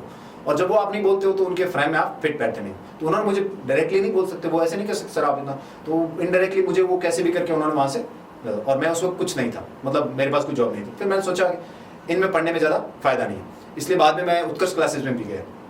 उत्कर्ष बहुत बड़ा नाम है राजस्थान का। तो उन्होंने क्या कि टीचिंग टैलेंट हट करके एक शो लेके आए। उस शो में क्या था कि जो सबसे 5 लोगों को साइन किया उन्होंने इंटरव्यू लेके, एग्जाम लेके, और जो सबसे बेस्ट पढ़ाएगा वो विजेता होगा, उसको हम 50,000 का क्या देंगे, इनाम देंगे, और हमारे कोचिंग में पढ़ाने का मौका देंगे। ठीक है, मैंने फॉर्म भर दिया, मेरा इंटरव्यू हुआ, 5 लोगों में आ गया मैं। फिर हमारा पढ़ाने का मौका आया तो हमको जोधपुर बुलाया, अच्छी हॉस्पिटैलिटी दी, मतलब अच्छे तरीके से हमको रखा होटल वगैरह में। फिर हम गए, हमारा जैसे अभी रिकॉर्ड हो रहा है वैसे रिकॉर्ड हुआ, और फिर हमारा 15-20 दिन बाद रिजल्ट आया और मैं राजस्थान में फर्स्ट आ गया, पॉलिटिकल साइंस में। ठीक है, हाँ, मेरे पास फोटो जी मैं आपके साथ शेयर करूंगा। वो फिर उन्होंने प्राइस दिया, हाँ, 50,000 का चेक पकड़वाया। अच्छा। ठीक है, अब मैंने कहा ठीक है, और फिर उन्होंने मुझे ऑफर दिया कि आप उत्कर्ष में पढ़ाओगे। मैं तैयारी कर रहा था, मैं जॉब में नहीं था उस वक्त, तो मैंने कहा ठीक है, अपना 50,000 आ गए। ठीक है, और इधर आ गए अगर, क्योंकि वहाँ क्या होता है कोचिंग में, वो अपने तरीके से डिक्टेट करते हैं, आप कहाँ पढ़ाओगे, कैसे पढ़ाओगे, वो तय करते हैं, और जरूरी नहीं कि वो आपको परमानेंट वहाँ रखे। ठीक है, कल को अगर अच्छा टीचर मिल गया वो निकाल भी सकते, कल को आपका कोई चीज़ नहीं बैठी उनके साथ में, आपका पेमेंट का या किसी और चीज़ का नहीं बैठा, they can kick you out, वो बाहर फेंक सकते हैं आपको। ठीक है, लेकिन मेरे साथ ऐसा नहीं। मैंने कहा ठीक है, मैंने कहा, मेरे को पूछा आप पहले संकल्प पढ़ाते थे, आप पढ़ाओगे यहाँ पे? मैंने कहा सर ये बात है, आप मैं पढ़ाऊंगा तो नहीं, मेरे को तैयारी करनी है, उसके बाद कहीं ऑप्शन हो तो। उनमें से उन्होंने एक को भी नहीं लिया, जो हम जितने 11 लोग थे, मैंने एक को भी नहीं देखा। ठीक है, क्योंकि शायद वो फ्रेम में नहीं बैठ रहे थे, क्योंकि जो इंडिपेंडेंट आदमी आएगा ना, जहाँ से निकल के आएगा, वो उनके फ्रेम में, उनको नौकर चाहिए। पहली बात, हम लोग टीचर हैं, मैं ये चीज़, 2 चीज़ होती है, फर्क होता है नौकर में और एक टीचर में, रात दिन का अंतर होता है। ठीक है, नौकर होता है सुबह 6 जितने बजे भी स्कूल लगती है, 7 बजे स्कूल है, 1 बजे तक जाओ, बैठो, टाइम निकालो, फिर वापस आ जाओ। ठीक है, टीचर होता है भले आप 2 घंटे स्कूल जाओ, लेकिन बच्चों को पूरे एफर्ट के साथ सिखाओ, जो चीज़ उनको वास्तविकता क्या है उससे रूबरू करवाओ, स्कूल को अच्छे तरीके। मैं कार्यवाहक प्रिंसिपल भी हूँ, ठीक है, तो वो मैं सीजे चलाता था, तो वो मैं हमेशा मेरे साथियों को, जहाँ पे मुझे बोलने, पब्लिक स्पीकिंग बोलने मौका, मैं हमेशा कहता था कि आप अच्छी टीचर बनो, ना कि नौकर बनो। नौकर कहाँ तक जाएगा, 45,000 50,000 की क्या कर लेगा, जॉब कर लेगा, पैसा कमा लेगा। अच्छा टीचर क्या करेगा, बहुत से लोगों की जिंदगी सुधार देगा। वो जो वैल्यू देगा ना, उस वैल्यू की कीमत पैसे से ज्यादा होती है। पैसे आप कहीं और से भी कमा सकते हो, टीचर का जो जॉब होता है वो अच्छे तरीके से पढ़ाना होता है। अब वो अगर मैं कोचिंग वाले फ्रेम में मैं नहीं बैठता हूँ, तो फिर उनको वो नौकर चाहिए और मैं टीचर आ गया, तो वो वाली बात नहीं बैठती, तो फिर उन्होंने मुझे मना कर दिया। मैंने कहा ठीक है, अपने को 50,000 मिल गया, गाँव आ गया, मैं गाँव में ही रहता, तैयारी पूरी मैंने गाँव में की, गाँव आ गया, गाँव में रूम में मेरे वहीं बैठ गया। एक टाइम मेरे घर से टिफिन आता है और बाकी टाइम में वहीं रूम पे मैं पढ़ता। 50,000 मैंने बचा के बैंक अकाउंट रख दिया अपने, ये 2 साल निकालने, क्योंकि इसी से निकालने। ड्रेस आपको करना पड़ेगा, अगर आप आज तो मैं अच्छी ड्रेस पहन गया, उस वक्त 2 साल ऐसे निकाले मुझे, मतलब मुश्किल से मैंने कोई नई ड्रेस पहन, 2-3 लोअर खरीद लो, 1-2 टी-शर्ट खरीद लो, ठीक है, कमरे में बंद हो जाओ, और उसके बाद में 2 साल तक आराम से उसको पढ़ाई को खींचो। खेलना है तो थोड़ा बहुत शाम के समय खेल लो, बाकी आप आराम से पढ़ाई करते रहो। आराम से आप 2 साल बाद में अलग ही दुनिया होगी आपकी। वो जो मानता है उसके ऊपर है, और ये चीजें करनी पड़ती है अगर आपको इस चीज में आना है। बाकी आप किताबें लेके मत बैठिए, मेरा यही कहना है कि अगर आप नहीं कर पा रहे हो ना ये चीजें, ये त्याग नहीं कर पा रहे हो, तो फिर आप किताब लेके, फिर ऐसे नहीं मैं रूम में बैठा हूँ या लाइब्रेरी जा रहे हो, एसी में बैठे हो आराम से मोबाइल फोन चैट कर रहे हो या चला रहे हो, फिर सिलेक्शन नहीं होता है। तो कम से कम अगर आप तैयारी कर रहे हो और 1 साल तैयारी की है और आपका डबल में तो आना ही चाहिए, पहले प्रयास में डबल में है, तो क्या होता है आपके माँ बाप को एक मोरल रिस्पॉन्सिबिलिटी भी होती है, मॉरल एक बूस्ट मिलता है कि हाँ मेरा बच्चा योग्य है, तो वो अगले साल आपके ऊपर खर्चा करने के लिए उनको भी एक मोटिवेशन मिलता है, वो अपनी मेहनत करके आपके ऊपर पैसा खर्च करेंगे।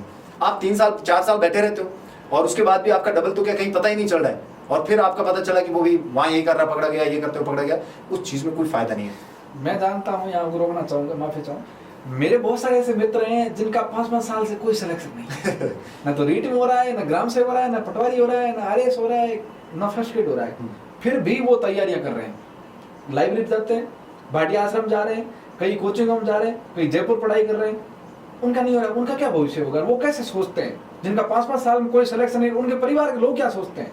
वो भी इसमें 2 तरह के लोग होते हैं। एक मेरी तरह होगा जो गांव में बैठेगा, ठीक है। मैं सिटी में आया था, 2018 में आया था, मैंने देखा सिटी में सबसे बड़ी समस्या है खाना बनाओ। सुबह उठे, पढ़ाई की, 10 बजे खाना बनाओ, 1 बजे तक खाना खाना पूरा होता है, फिर 2 साथी रहते हो, बर्तन कौन धोएगा, खाना कौन बनाएगा, स्पीड, फिर शाम को खाना बनाओ, बर्तन धो, आधा टाइम इसमें आपका चला जाता है। गाँव में ये होता है कोई डिस्ट्रैक्शन नहीं होता है, बहुत कम लोगों से आप मिलते हो।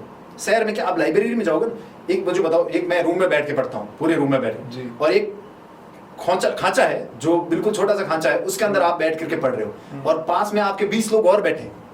आप कैसे पढ़ लेते हो वो मुझे समझ में नहीं आता, लाइब्रेरी में लोग कैसे पढ़ लेते हैं। हाँ, एसी के चक्कर में बैठ जाते हैं, वो अलग पॉइंट है। दूसरी बात, बहुत से लोग लाइब्रेरी में बैठ के भी करते हैं, ठीक है, ऐसा नहीं, एक जनरलाइज नहीं कर रहा हूँ मैं इस चीज को, बहुत से मेरे साथी जो इसको करते हैं वो कर लेते हैं, लेकिन 90% लोग नहीं करते। ये जो लाइब्रेरी कल्चर है उसका नॉर्मली ऐसा है, अंदर लाइब्रेरी, बाहर की तरफ चाय की दुकान, छुट्टे की दुकान, ठीक है, अंदर बैठे 5-10 मिनट बैठे, पढ़ाई की, अंदर बैठे नहीं रहे, बाहर गए, सुट्टा मारा, फिर वापस आ गए, वो है। दूसरी बात, गॉसिप बहुत ज्यादा होता है। गॉसिप का मतलब होता है आप लाइब्रेरी जाओगे, 20 लोग आपके साथ ही तैयारी करने वाले, अरे मेरिट उतनी चली जाएगी, अरे मेरिट ये हो गया, अरे पेपर आउट हो गया, अरे उसको पकड़ लिया, इसको पकड़ लिया। आप कभी एक जगह कॉन्सेंट्रेट करके तैयारी कर ही नहीं पाते हो। क्यों? क्योंकि आपको गॉसिप सुनाने वाले 50। गांव में ऐसा कोई सुनाने वाला पता है ही नहीं। अब मैं असिस्टेंट प्रोफेसर बन गया, मेरे गांव में लोगों को पता नहीं असिस्टेंट प्रोफेसर होता क्या है, ठीक है।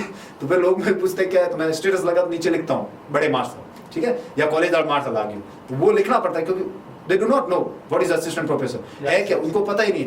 जब उनको पता नहीं है तो आपको बहुत कम लोग होंगे जो आपको, मैं ग्रेड 3 लगा, गांव में गया, लोगों ने खुशियां मनाई, मैंने भी मैं खुश हो गया, ठीक है, मेरे को असिस्टेंट प्रोफेसर, मेरा वो ज्यादा लेवल खुश नहीं है, मेरे पेरेंट्स खुश हो गए, तो मैं भी चाहता था एक बार मेरा कुछ भी लग जाए तो मेरे पेरेंट्स और सोसाइटी को एक मिल जाएगा, ठीक है। फिर मैं गाँव में ही रहता था, घर नहीं जाता था, तो फिर मुझे गांव वाले पूछते थे, अभी आप गांव में बैठ रहते हो, अभी यहाँ क्या कर रहे हो, नौकरी लगी। उनको पता नहीं कि असिस्टेंट प्रोफेसर में और ग्रेड 3 में अंतर क्या है, ठीक है। ग्रेड 3 का आपका, अब असिस्टेंट प्रोफेसर का राजस्थान में सबसे हाईएस्ट ग्रेड पे सीधी भर्ती में, आरएस एसडीएम से भी ज्यादा। एसडीएम लोग इसलिए ज्यादा पसंद करते हैं क्योंकि पावर आता है, तो ठीक है, एक लोगों को अच्छा लगता है कि भाई एसडीएम साहब आए, वो है। लेकिन टीचिंग में अगर अलावा भी कुछ आता है, बहुत सारी चीजें आती है, ठीक है। हमारे पास में अब यूनिवर्सिटी में पैसा भी आता है, हम, हाँ, यूनिवर्सिटी में अब हम प्रोफेसर बन जाएंगे, हमें ज्यादा से ज्यादा क्या गवर्नमेंट तनख्वाह देती है, बच्चे आएंगे, उनको संभालना है, पढ़ाना है, वही, उसके अलावा हमारे पास में कोई नहीं है। तो इस वजह से ज्यादातर लोग असिस्टेंट प्रोफेसर एसडीएम बन जाओ। अब मुझे कहते हैं आप यूपीएससी कर लो, क्यों कहते हैं, उनको पता है कि भाई अच्छा ठीक पढ़ रहा है, कर लेगा, तो उनको वो ये नहीं कि इसका भला हो जाएगा, उनको चाहिए कि भाई हाँ ठीक है, ये बन जाएगा तो कहीं पे कभी फोन करेंगे, काम आ जाएगा, तो वो वाली ज्यादा है। मैंने ये देखा, इसलिए मैंने कहा टीचिंग सबसे बेस्ट जॉब है। अगर आप इसमें आना चाहते हो तो फिर डेडिकेटेड हो गए, ऐसे नहीं कि भाई आ गए फिर सिस्टम भी खराब कर रहे हो। असिस्टेंट प्रोफेसर बन जाओ, उसके बाद में बहुत सारी चीजें होती है जो हमें करनी पड़ती है as a teacher. Moral responsibility होती है टुवर्ड्स द सोसाइटी, हमारी सोसाइटी के प्रति। ऐसे नहीं कि एक बच्चा 12th में भी पढ़ता है, वो भी हमको देखता है, ठीक है, बीए कर रहा है, वो बच्चा भी हमारी तरफ देखता है, तो हम उनको क्या सिखा रहे हैं, सोसाइटी को हम क्या दे रहे हैं, वो बहुत महत्वपूर्ण होता है। अगर हम सोसाइटी को ये चीज दे रहे हैं कि भाई मैं बन गया, अब तुम जानो, तुम्हारा काम जाने। आज मैं जो बुक्स पढ़ा हूँ, जिस तरीके से बन गया, इसलिए मैंने आपसे संपर्क किया। मैंने कहा चीजें आपके जरिए जा सकती, अभी मेरा इतना बेस नहीं, तो मैंने सोचा आपके जरिए भी चीजें बहुत से लोगों तक जा सकती है, ऐसे स्टूडेंट्स तक जा सकती है जो इस चीज में आना चाहते हैं। फिर आप आना चाहते हो तो फिर पूरा डेडिकेटेड होके आइए। ये कोई पार्ट टाइम जॉब नहीं है, असिस्टेंट प्रोफेसर बन जाओ पार्ट टाइम करेंगे, ये नहीं है। ये आपको फिर फुल डेडिकेटेड होकर टीचर बनना है। चल तो यही रहा है। हाँ, बहुत सारे प्रोफेसरों का कोचिंग चल रही है। कोचिंग अलग चीज है, कोचिंग आप चला सकते हो, उसका भी एक तरीका है। कोचिंग चलाना है कोई बुराई नहीं है, लेकिन कोचिंग किस तरह से चला रहे हो। एक होता है कि भाई आप कोचिंग चला रहे हो, कहीं स्टैंडर्ड बुक से आपने माल उठाया, ठीक है, कॉपी किया, अपना बुकलेट निकाल दिया, ये ज्यादातर ये हो रहा है, ठीक है, नोट्स और जो छोटे छोटे टुकड़े मार्केट में बिक रहे हैं, उनका सबसे बड़ा कारण है क्या करते हैं, स्टैंडर्ड बुक से वो उठाते हैं। जैसे उन्होंने 8-10 स्टैंडर्ड बुक पकड़ी, वो असिस्टेंट प्रोफेसर बना हुआ है, उसको पता है कि सवाल कहाँ से आते हैं, वो बताएगा नहीं आपको। क्यों नहीं बताएगा? क्योंकि उसका कल को छोटा टुकड़ा बेचना है। अगर मुझे कल को छोटा टुकड़ा बेचना है, मैं बड़ी बुक बता दूंगा तो आप छोटा टुकड़ा खरीदने आओगे? नहीं आओगे, सीधी सी बात, आप नहीं आओगे। बड़ी बुक उठाएंगे, बड़ी बुक से आपका सिलेक्शन हो जाएगा। वो नहीं चाहता है। They want to make you product, आपको प्रोडक्ट बनाना चाहते हैं, प्रोडक्ट का रीसेल होता है। ठीक है, आप एक बार सीधे पहुंच गए ना, तो बुक आपको पता है इस बुक से क्वेश्चन आता है, वो उठा ली तो फिर वो टुकड़ा खरीदोगे नहीं। मैंने 2018 से लेकर 21 तक टुकड़े खरीदे, बहुत सारे खरीदे। ठीक है, पढ़ता था, कभी भी मेरे को पूरा समझ में नहीं आता था कॉन्सेप्ट, ये चीज है क्या। वो छोटा छोटा टुकड़ा आता था, हमारे दिमाग में वो फंसता रहता था, क्वेश्चन गलत होते रहते, बाहर होते रहते थे। फिर मेरे को कहीं से भी मुझे, मेरा तो सेल्फ हुआ ज्यादातर, और मैंने टीचर्स को सुना, जो सेलेक्ट हुए उन लोगों को सुना, उन्होंने कहा कि स्टैंडर्ड बुक्स पढ़ो। तो फिर मैंने स्टैंडर्ड बुक्स पढ़ना शुरू किया। जब मैंने स्टैंडर्ड बुक्स पढ़ी तब मुझे पता चला कि ये छोटे टुकड़े इनके बच्चे हैं, इन्हीं से निकाले हुए हैं। ठीक है, और उन्होंने क्या किया, मार्केट में बच्चों को उल्लू बनाने के लिए, उनको प्रोडक्ट बनाने के लिए उन्होंने बेच दिए। अब हम छोटे छोटे टुकड़े, अब मैंने बड़ी बुक पढ़ी, मुझे पूरा कॉन्सेप्ट समझ में आ गया, क्योंकि उन्होंने वो टुकड़े छोटे छोटे करके डाले। अब जितना मेरी सोच है उतना मैं उस बड़ी बुक्स में निकाल के आपको परोसूंगा। ठीक है, तो उसको लगता, मेरे को लगता है ये इंपॉर्टेंट है, लेकिन आरपीएससी को थोड़ी लगता है ये इंपॉर्टेंट। आरपीएससी तो कहीं और से पूछ रही है, और आप क्या करते हो, वो टुकड़ा पढ़ते हो, 2 ऑप्शन तो आपके आ जाते हैं, 2 ऑप्शन आपके पीछे रह जाते हैं। अब कोचिंग वाले क्या करते हैं, 2 ऑप्शन ऊपर वाले उठा के कहते हैं, देखिए ये हमारे मैटर से क्या है, क्वेश्चन आया, ये हमारी किताब से क्वेश्चन है। अरे भाई, आपकी किताब से क्वेश्चन आया है, सिर्फ कितनी लाइन है, ये 2 लाइन है। ये वो जो 4 लाइन है, टोटल 2 नीचे लाइन है, उसकी वजह से क्वेश्चन गलत हुआ है गांव में बैठे अभ्यर्थी का, या किसी सीरियस स्टूडेंट का, या 1 नंबर से 2 नंबर से बाहर हुआ, उसकी रिस्पॉन्सिबिलिटी कौन लेगा? कोई नहीं लेने वाला। इसलिए मैं, जितने भी स्टूडेंट्स पढ़ते हैं, मेरा रिक्वेस्ट है कि आप स्टैंडर्ड बुक्स पढ़ें। ठीक है, ये पूरा जाल फैला हुआ है, इस सिस्टम के मैं खिलाफ हूं। बाकी मैं कोचिंग से खिलाफ नहीं, कोचिंग बहुत जरूरी होता है, लेकिन ये जो सिस्टम है गलत सिस्टम है। इसलिए तो गवर्नमेंट क्या लेके आई, कोचिंगों को रेगुलेशन के लिए बिल लेके आई, पास नहीं होने दिया। इतनी बड़ी लॉबी है इनकी, पास नहीं हुआ। भजनलाल सरकार आई, उनके 2 बिल आए, वापस चला गया, कमेटी को भेज दिया, इसको भेज दिया। तो बहुत बड़ी लॉबी है, बहुत बड़ा तंत्र है, सिस्टम है, और हजारों लोगों की लाइफ स्टेक है, लाखों लोगों की। ठीक है, मुझे बताओ, हम लोग लाखों फॉर्म भरे हमने असिस्टेंट प्रोफेसर के लिए, कितने लोग सेलेक्ट हुए? 181। होने भी कितने थे? 181 लोग ही सेलेक्ट हुए। आप मेजोरिटी ऑफ निकाल के देखो, उसमें से कितने लोग कोचिंग से आए। कोचिंग का मतलब प्योर कोचिंग मतलब बिल्कुल भी पूरी तरह मैं कोचिंग पे डिपेंडेंट था और मेरा सिलेक्शन हुआ।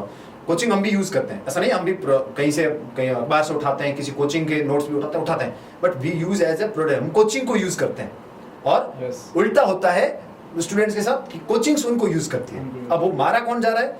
जो कोचिंग के द्वारा बार बार यूज हो रहा है। अभी मैंने वीडियो डाले, ठीक है, मेरे जब ऐसे बन रहे, मेरा इंटरव्यू अच्छा गया, बन गया मैंने, तो उसके बाद मैंने डाला कि भाई आप बुक्स पढ़ो।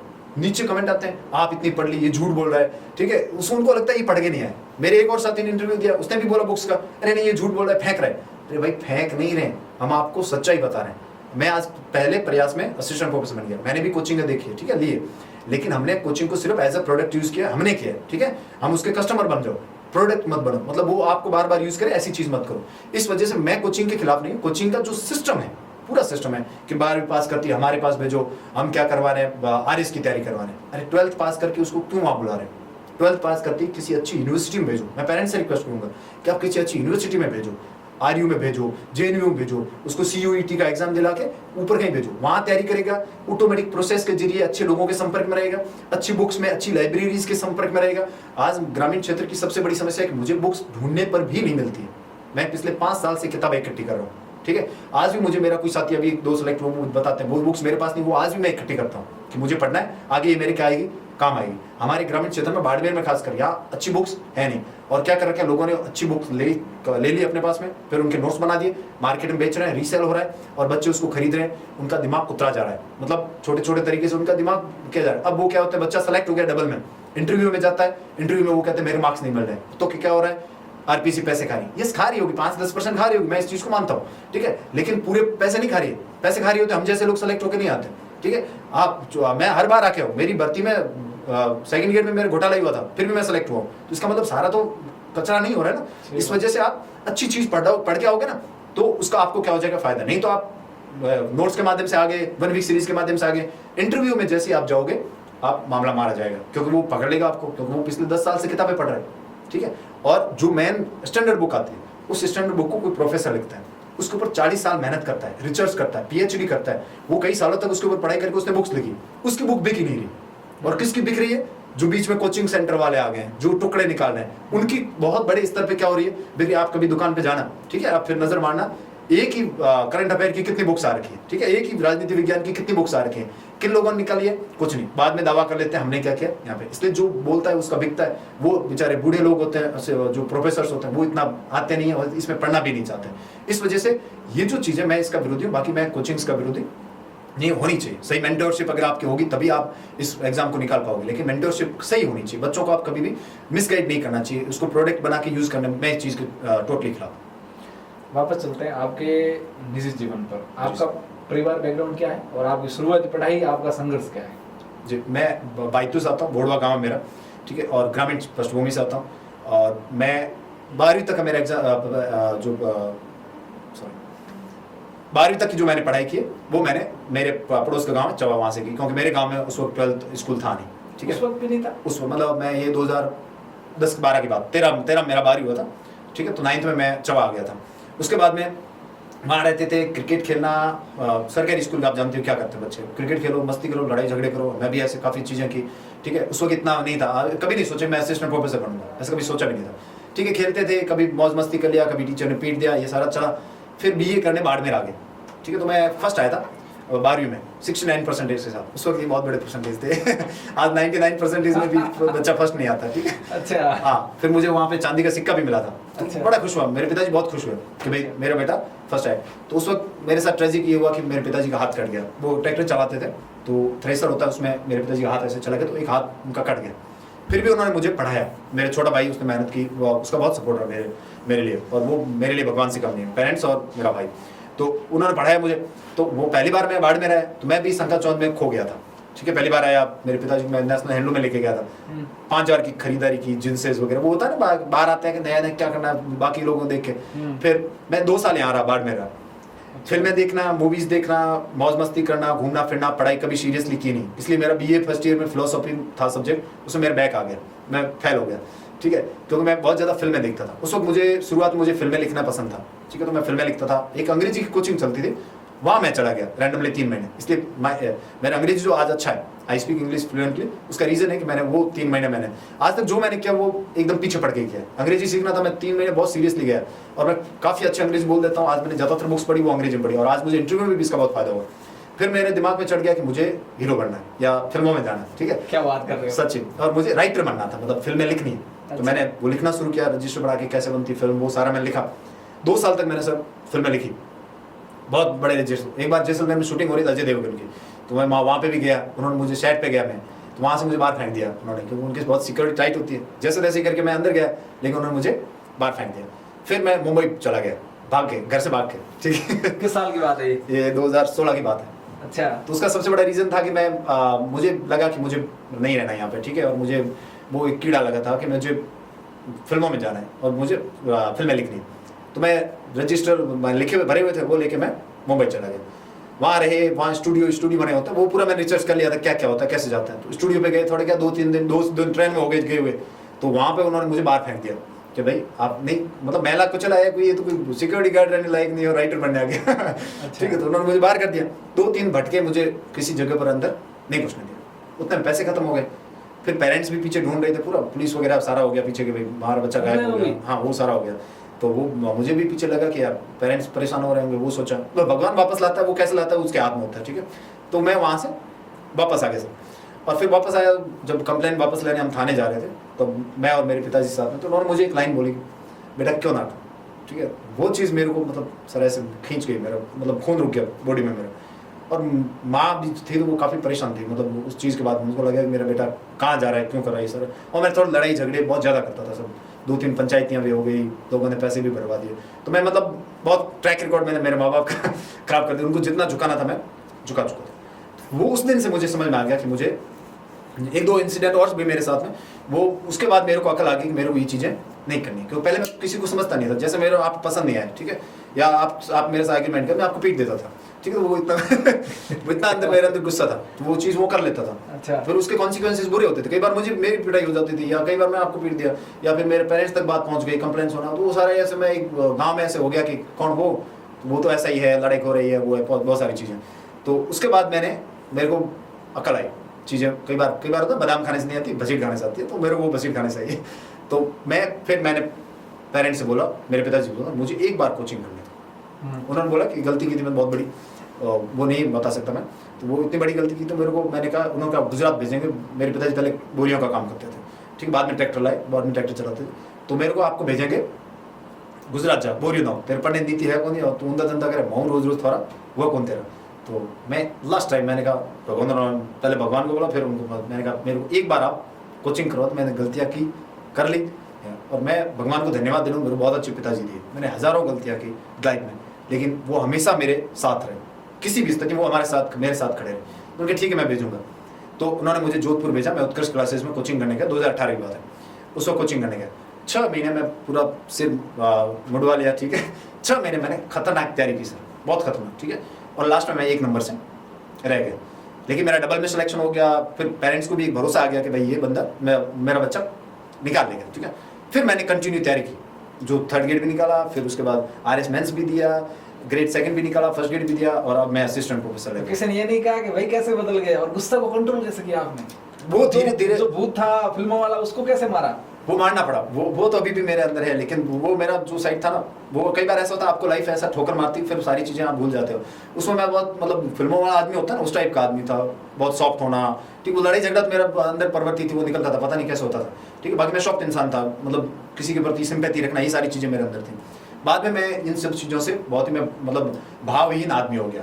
सक्सेस, पढ़ाई कर रहा हूँ, मैं सफल हो रहा हूँ नहीं, उससे मुझे कोई खास फर्क नहीं पड़ा, लोग क्या कह रहे हैं उससे मुझे कोई खास फर्क पड़ रहा है या नहीं पड़ रहा, वो चीज़ें नहीं हो रही। तो उसका मुझे पढ़ाई में बहुत फायदा मिला, क्योंकि आप पढ़ रहे हो, आपको कमेंट्स वगैरह आ रहे हैं, कुछ चीज़ें आ रही, तो वो मुझे ज़्यादा इफेक्ट करती नहीं थी, शील्ड बन गई थी चारों। तो उसका मुझे फायदा हुआ कि मैं 4 साल क्या लगातार, आज जब मेरे पिताजी कहीं जाते हैं तो वो लोग बोलते हैं भाई छोड़ो है मोटी नौकरी ली, तब मुझे लगता है ठीक है, मैंने जो किया था उसको मैंने वापस ठीक कर लिया। अच्छा। तो और मैं वो भी था कि जो आप गलतियां होती है, मेरे बहुत से स्टूडेंट्स जब सिटी आते हैं, मेरे जैसे लोग, और इस संघर्ष चौंध में खो जाते हैं, उनको लगता है कि भाई पढ़ाई कुछ नहीं है, ये जो काली गाड़ी में जो घूम रहे हैं ये अच्छा, ये अच्छी लाइफ है, लड़की के पीछे चले गए या किसी और, मतलब जो भी गलत चीज़ें होती है उन चीज़ों के पीछे चले गए, ये 4 दिन की चीज़ है और परमानेंट नहीं है, ठीक है। 4 दिन आपको बहुत हाई रखे, क्योंकि वो खून ऐसा ही होता है उस दौरान, आपकी एज भी वैसी होती है और उसमें ब्लड इसी तरह से काम कर रहा होता है, हार्मोन्स भी इसी तरह से काम, आपको दुनिया में कुछ भी दिखता नहीं है, तीसरी दुनिया दिखती है। जब बाद में जब ठोकरें लगनी शुरू होती है, सोसाइटी आपको चारों तरफ से मारती, पता चलता है कि भैया ये जगह आपकी नहीं है, क्योंकि आप ये करोगे तो ना तो पेरेंट्स का आपका कुछ रह पाएगा, ना आपका खुद कोई वजूद होगा। आज मैं असिस्टेंट प्रोफेसर जहाँ पे भी जाता हूँ, लोग मतलब एक रिस्पेक्ट के साथ बात करते हैं। पहले अगर आज से 4 साल पहले मुझे पूछते तो कोई मुझे पूछता नहीं, अगर मैं उसी ट्रैक पे होता तो आज शायद मेरे घर में बहुत सारे लाखों का नुकसान तो कर चुके होता, सोसाइटी में मुझे कोई बुलाता नहीं सर, ठीक है। इसलिए जितना जल्दी, ऐसा होता है बहुत से बच्चों के साथ ऐसा होता है, आते हैं सिटी में खो जाते हैं, लेकिन सबसे जरूरी चीज़ पेरेंट्स को देखनी चाहिए कि भाई मेरा बच्चा खो नहीं जाए, क्योंकि गाइडिंग नहीं होगा तो बच्चा क्या हो जाएगा, खो जाएगा इस दुनिया में। उसको लगेगा कि भाई ऊंची गाड़ी में घूमना ये तो बहुत आसान है, लेकिन इतना आसान नहीं है। कितने लोग घूम रहे हैं? 2% लोग घूम रहे हैं, और लास्ट डेस्टिनेशन उनका क्या है? एक ही 1 वे ट्रैफिक है, जेल में जाना है, उसके बाद में आपको नहीं आना है। और बड़ा कितना भी आप बड़ा करके बैठ जाओगे, फिर लास्ट में आप वहीं आओगे जहाँ पे आपने। इसलिए वो वैल्यू मुझे समझ में आ गई कैसे भी हो। और एक मेरा अच्छा किस्मत अच्छी थी, मैं भगवान पे शुरुआत से विश्वास करता था। 12th के बाद यही पूछ लेते हैं, आपका नाम शंकर लाल है लेकिन आप लिखते हैं शंकर शिवो है, क्या राज है? मेरा नाम शंकर लाल है, ये थोड़ा मेरे को ट्रेडिशनल लगता है, लाल राम ये थोड़ा, इसलिए मैं सोशल मीडिया अकाउंट बनाया इंस्टाग्राम पे, तो मैंने लगा कुछ नया नाम रखता है, ठीक है। तो उस वक्त एक फिल्म आई थी शिवॉय करके, ठीक है, तो मैं फिल्मों का तो शौकीन था उस वक्त, तो शिवॉय फिल्म का नाम था, मैंने ठीक है मेरा नाम शंकर और वो शिवॉय, भगवान सिंह ओम नमः शिवाय होता ही वो, तो मैंने मेरे नाम के पीछे शंकर शिवॉय। फिर मेरे को वो नाम का, मैं कॉलेज में पढ़ाया था, प्राइवेट कॉलेज में स्कूल पढ़ा था, तो ज़्यादातर लोग मुझे शिवा सर बोलते थे, ठीक है। वो एक ट्रेंडिंग टाइप हो गया, मतलब एक बार लोगों ने सुना तो उनको अच्छा लगा, वो जुबान पे चढ़ गया, तो उसके बाद ज़्यादातर लोग मुझे शंकर शिवा ही बोलते हैं, इसलिए मैंने उसका ऑनलाइन नाम रख दिया। किस भगवान पे ज़्यादा भरोसा करते हैं? मैं एक तो मेरे इष्ट देवता है बिका जी महाराज, ठीक, मैं जाखड़ हूँ, इसलिए मैं उन पर मेरा पूरा भरोसा है, उनके बगैर तो गाड़ी चलती नहीं है, बाकी कितने बड़े देवता हो। फिर भगवान शिव पे भोलेनाथ का बहुत बड़ा हाथ है, और हनुमान जी का। मैं एक सिस्टम तय करता हूँ कि अगर आप तपस्या करते हो, अगर आप कोई चीज़ कंटिन्यूसली, क्योंकि कलयुग में कहा गया है, कलयुग में ऐसा होता है कि आप नाम अगर जपते हो, नाम का ही खेल है। सतयुग में क्या होता है, नाम नहीं करना, ध्यान पे काम होता है, मतलब अगर आप ध्यान करोगे तो आप मोक्ष प्राप्त कर लोगे। कलयुग में ऐसा नहीं होता है, ध्यान पे कोई ध्यान, नाम अगर जितना बोलोगे, आपने प्रेमानंद जी महाराज को सुना होगा, ठीक है, वो क्या कहते हैं, नाम बोलो, राधा राधा राधा राधा, नाम जप करो, किसी का भी करो, राधा करो, आपके कुल देवता उसका करो, इष्ट देवता किसी करो, नाम पे ही सब कुछ है। तो मैं पिछले 5 साल से नहीं, मैं 12वीं पास किया, जब से मैं समझना शुरू तब तक मैं मेरे घर पे इष्ट देवता उनका मैं रेगुलर, कभी ऐसा दिन नहीं है कि जब मैं बाहर से घर आया हूँ और मेरे जो भी घर पे थान है या देवता का मंदिर है वहाँ जाके नहीं आया, या कभी भी मैं अभी आपके पास आया हूँ तो भी मैं मेरे भगवान के पास जाके आया हूँ। तो वो एक स्ट्रेंथ मिलती है, ताकत मिलती है। और मैं जहाँ पे गाँव में रहता हूँ वहाँ पे भी एक छोटा सा मंदिर है, रात दिन मैं सुबह भी पूजा करता हूँ, शाम को भी पूजा करता हूँ।